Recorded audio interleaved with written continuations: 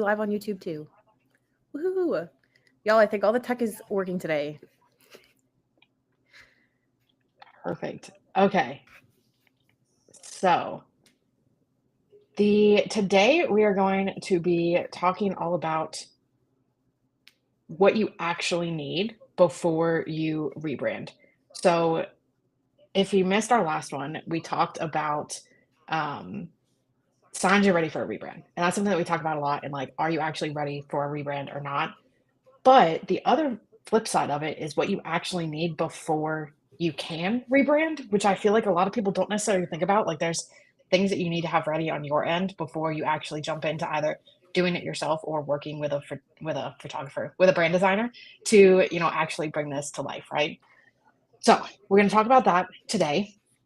If you stick around until the end, we'll be doing a giveaway of a brand audit for someone who's here. So you can look at that and you might be able to get that and we'll audit your brand and let you know what's working and what's not. Um, and yeah, so we are going to jump right in. The first thing that is super, super important before you're actually ready to rebrand is to make sure that you clarify your offers. So this is really important because you need to know what you are going to offer for a designer to actually do their job effectively. So if you look at it, a brand for a wedding photographer is going to look very different than a brand for a family photographer because you're targeting two different people, it's two different offers, everything like that, right? So you want to make sure that you actually know what you want to offer. You're confident in what you want to offer, the service that you're giving people. That is what's going to be key when it comes to actually starting the process of building out your brand. And of course, it's totally fine if you offer multiple things. Like even us, we have web design, but we also have blogging. We've worked with plenty of photographers who, maybe their main service is wedding photography, but they also do families or branding or anything like that. That's totally okay if you have that, but you want to make sure that you have an understanding of what your offers are and kind of what you want them to be, who you want to target, which we'll talk about in a little bit. But like all of those things are really, really important because that's what the strategy of your design is going to be based in. So design can't actually do its job without strategy. And some of that is going to come from you. As much as we want to be like, we're going to handle everything, we do, like as designers, any designer that you work with is going to ask you questions. They're going to ask you questions about your business, about your clients, everything like that, because that is kind of the base of where that strategy is built. So even, if you're looking at a website, you could have the like most beautiful website in the world, but it's not going to convert if your services are confusing or if they're misaligned or if things don't, match up, right? So you want to make sure that you're super, super clear on that because this is also going to help you attract the right types of clients. Because again, we say all the time, like your brand should attract and it should repel. So I want to make sure that we're attracting the right people with the brand that you create. And part of that is going to be the offers that you actually have. So it's going to make it more efficient. Your designer is going to be able to craft visuals that actually support what you're selling. And on top of the kind of visual side of this, it's also going to help with the copy side.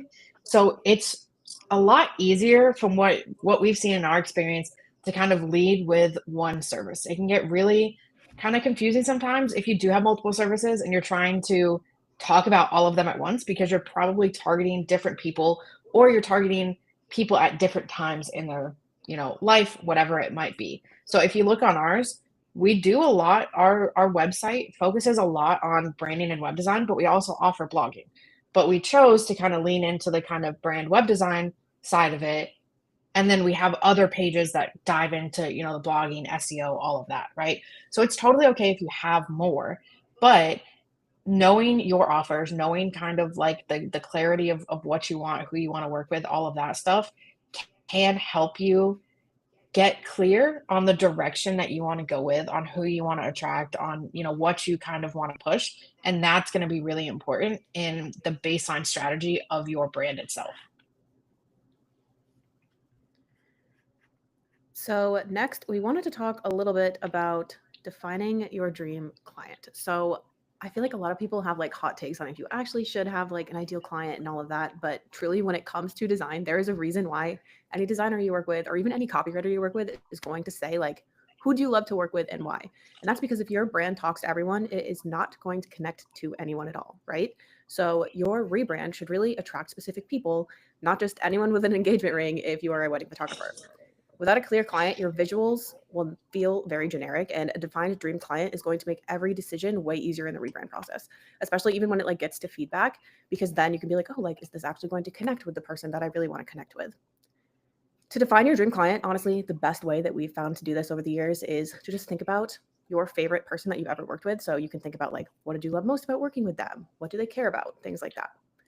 Your visuals should match what your dream clients are drawn to, but of course, like you also want it to really break the mold and not be 100% what they would expect to see everywhere, right? And your tone and copy should also speak directly to them. And this is going to help you stand out because it is going to narrow your focus and also filter out clients who aren't a fit. So if you watched our video yesterday about signs are ready to rebrand, we talked all about how it is actually a very good thing for your brand to basically filter for you and pretty much repel people who are not a good fit, right?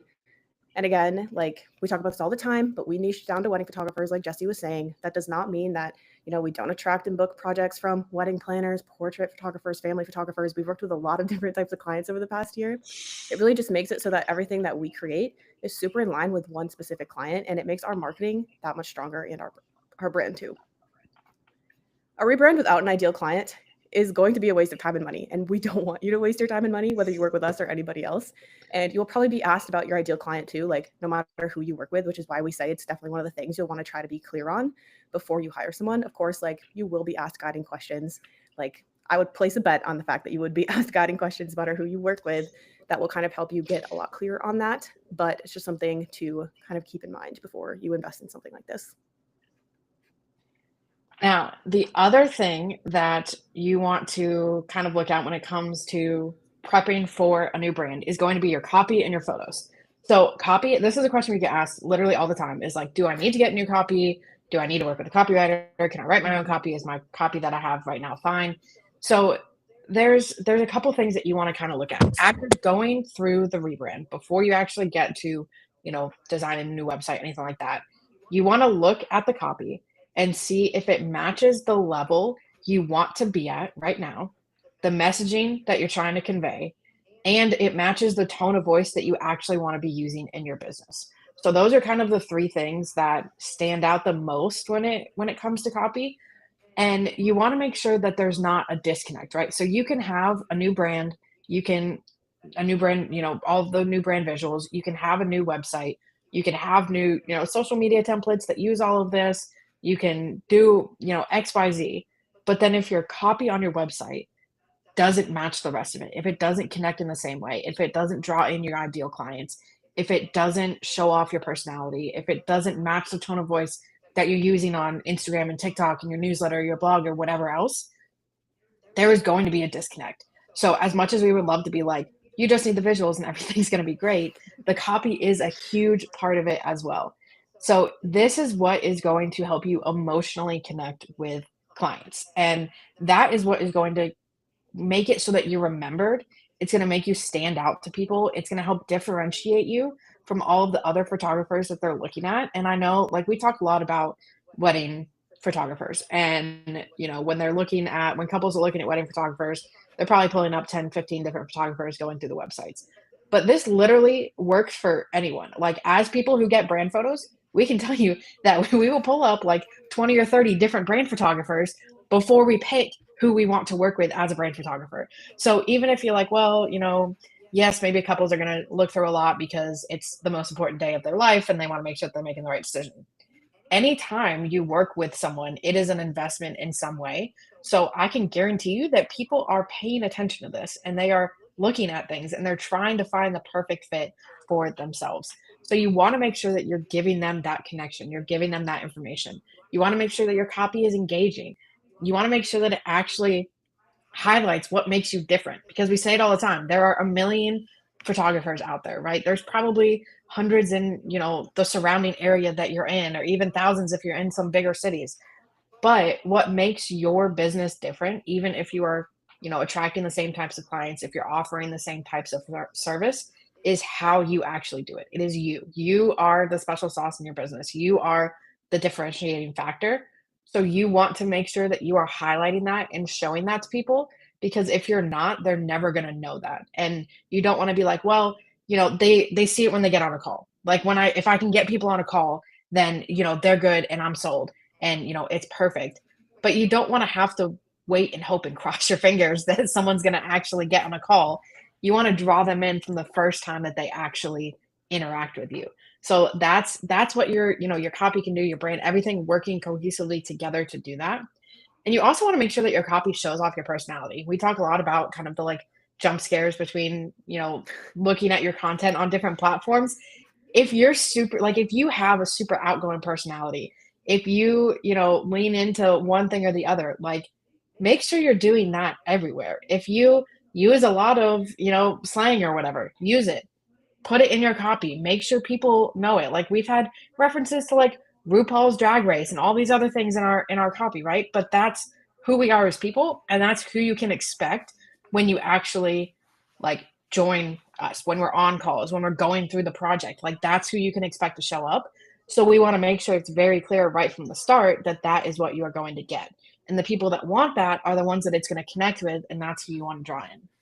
So with that, you can work with a copywriter before hiring a designer, or you can wait until you find a designer and see if they have any recommendations. As web designers, we've worked with a lot of copywriters, we've connected with a lot of copywriters, we've had a lot of clients work with a lot of different copywriters, so we've been able to kind of interact and see with them. So, we have a lot of recommendations of people we can give.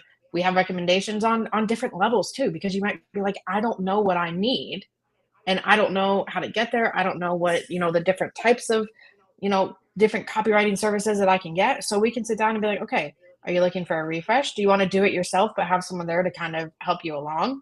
Do you want just a couple pages done? Do you want it done on a quick timeline? Are you okay with a longer timeline? Like we can give you recommendations for basically anything that you might want of people that are trusted and we know are going to give you good copy. So it kind of takes a little bit of that guesswork out of like, how do I find the right copywriter? But I promise you, most designers have probably worked with some copywriters before who they know and love and can recommend you. So it's perfectly fine to wait and kind of see that and ask people for recommendations. They probably, we're probably in this space more than you are, just like you're able to recommend different wedding vendors or different locations or anything like that because you're in that space all the time. Absolutely lean on other people to help with that. And we even have, we know that sometimes you want to do it yourself or you're looking at, the investment and you're like, okay, here's what I have.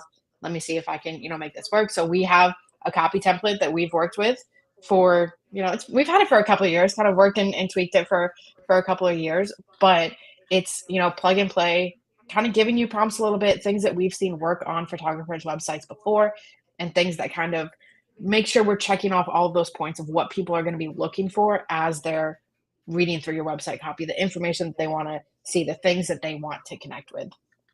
Now, the other side of the kind of website side of the cohesive brand is the photos. And I know that this is super hard for photographers because you're taking photos like all day, every day. You are enthralled in photos 24/7 and you have so many great ones, but you want to make sure that you're curating your work on your website to show off only the best work that you have and the work that represents the types of clients that you want to be working with.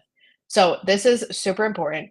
You can have work that you love, but if you've gone to a different level, if you're kind of shifting where you want to be, you want to make sure that your work that you're showing off reflects this. So, if you want to do adventure elopements and you're like, this is what I want to do, this is all I want to do, but you are only showing editorial full scale weddings on your website, no one is going to know that you offer elopement photography, adventure elopement photography. They might be able to read through your copy and see it, but then they're going to be like, okay, but I don't see examples of this. I can't picture myself here because this is a completely different wedding.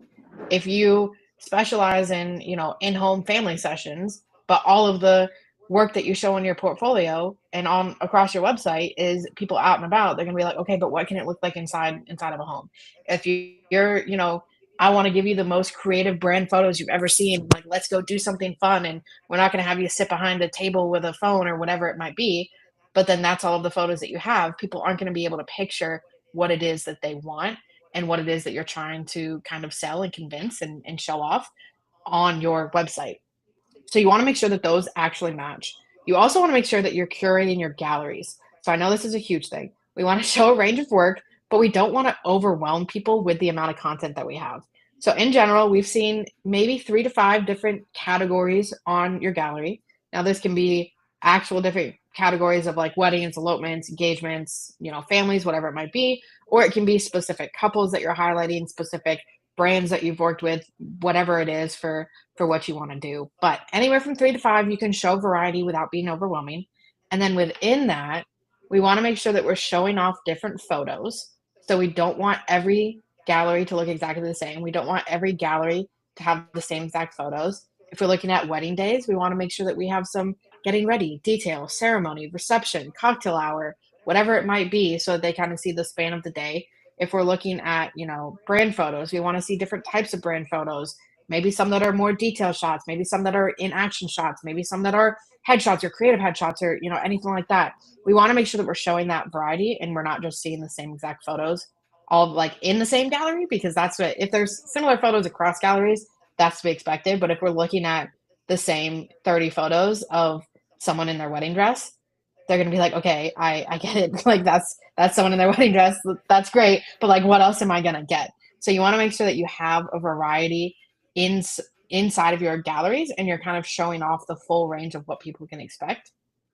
And a great tip that you can do is look at the photos that people have favorited in your gallery. So when you send galleries to clients, if they have the option to kind of favorite photos, look at those, see what they love, see what they have favorited, and use those. Because if that is speaking to them, it's probably also going to speak to the types of clients that you want to attract. And I know a lot of times we get the kind of pushback of like, well, 50 photos inside of a gallery doesn't seem like a lot. 50 photos inside of gallery, I promise you, is a lot. It's a lot to give people. And the reality is, if people want to see more, they can do one of two things.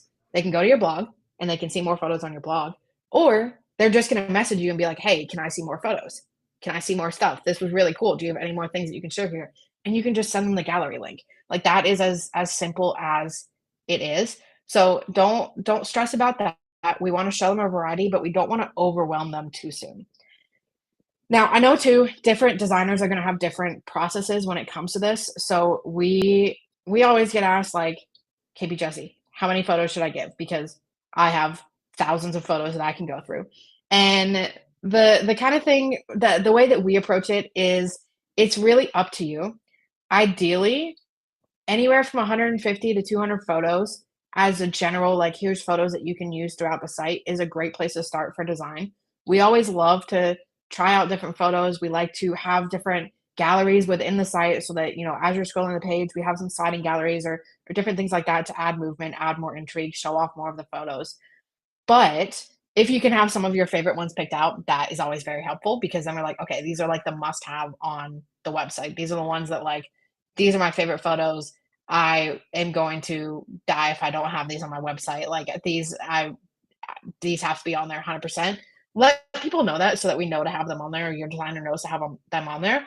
And, that's kind of the perfect place to start, because let's be honest, we all know that you have favorites. We can be like, it's like picking a favorite child, but we all know that everyone has a favorite child. So just look through the photos and pick out your favorites, and then kind of give a range of other things that we can use. We're always big proponents of, like, we're going to show you photos, we're going to put them in the design, we're going to try to match them up to the copy. So if it's talking about an emotional moment, we're going to pull an emotional photo. But in our process, you have time to review it, and if you're like, actually, can we switch it for this photo? We're just going to switch it for that photo. We say yes, it's going to switch out. So it's not, photos aren't ever permanent on the site, but having a good amount gives us a little flexibility to kind of pick and choose as we start, building out the website as a whole. Also, y'all, I realized while Jesse was talking that I think we're like faster on Instagram Live than Riverside. So I think whenever I laugh, it's like off on Instagram Live, which is just kind of funny. So it's probably been happening to you too, Jesse, but just wanted to point that out, that we do acknowledge that that's happening. But next, our very last point was, we wanted to talk about brand vision. So you cannot build a brand that lasts and kind of like stays with you over the years if you don't know where it's going. So you really need your rebrand to support where you are headed and not just where you are now. And without a long-term vision, your new brand is going to feel outdated really fast. Also, if you don't give direction to where like your long-term vision is, your designer is going to be guessing. And again, you could waste time and money on revisions or potentially having to rebrand again in the future. So one thing we always ask our clients is, think long term. Where do you want to be in the next 3 years, the next 5 years, the next 10 years? And I know it's like crazy to think that far in advance because I'm kind of like, I don't even know what I'm going to have for dinner tonight. Like, why would I know where I'm going to be in 3 years? But it really, really helps. So if you can try to like hone in on like very specific things, like, I really want to book higher end clients. I want to be able to work less weddings in a year, but still make the same amount. I want to book more destination work because I love traveling, or I really want to expand into the education niche or a whole other niche. Like I want to add a whole other leg to my business and grow my team. That's so helpful for us to know and for any designer to know. So knowing the direction of your brand vision you want to go in can really help your designer, again, make sure that your brand can last and that they can build a brand to match where you want to go. Because a good designer is really going to try to not always build a brand for where you are now, but literally like where you plan on being, just to make sure that that brand can continue to work in all the different ways you need it to work in. With that, it is also extremely helpful before you rebrand to have some sort of design direction in mind. So, of course, you don't need to know how to make it happen. That's our job. That's a designer's job. But you do need to know what kind of vibe you want. So, for example, like, do you want something super editorial? Do you want something super moody? Do you want something super bold and playful, kind of like our brand? Or do you want something sort of like nature inspired because you're an elopement photographer or something like that? So it's really helpful to save examples, create a Pinterest board, things like that. Most designers are going to have something like a Pinterest board in their process. And it is important to have opinions. Like, it is so helpful to not only know what you don't like, because we both know it is so easy to say like what you don't like, but to also know what you do like in the process. And yes, we genuinely mean that. So if you don't have an idea of what vibe you want, it becomes a lot harder for a designer to create what you're looking for because they won't know what you're looking for. They could literally make anything. Our best example of this is if you were to go to a restaurant, the server asks what you want for dinner, you say, well, I want dinner, duh. They bring you out carbonara, then you're upset because you go, okay, well, I don't like noodles. You should have known that, right? Like, I wanted the steak. It's so important to be clear and upfront with what you want. And how would a server know otherwise? How would a designer know otherwise, right? At the same time, though, it is important to trust your designer to break the mold. So, kind of like that nature inspired adventure elopement photographer example I just gave. Every single adventure elopement photographer tends to have like natural colors in their branding, right? But you want to trust your designer to break the mold. Maybe they add like other colors in and things like that. So, really like be open to the process and their ideas and the things that they suggest. And again, be able to communicate clearly so your brand will not feel aligned if you can't articulate what you're aiming for. Of course, you're not expected to use all like the quote unquote designer words, but clarity on the feeling and the vibe is crucial. And then also being able to provide examples if needed. All right. Well, that was our 4 points for today. But if anyone, Jesse is, I can't see the Instagram.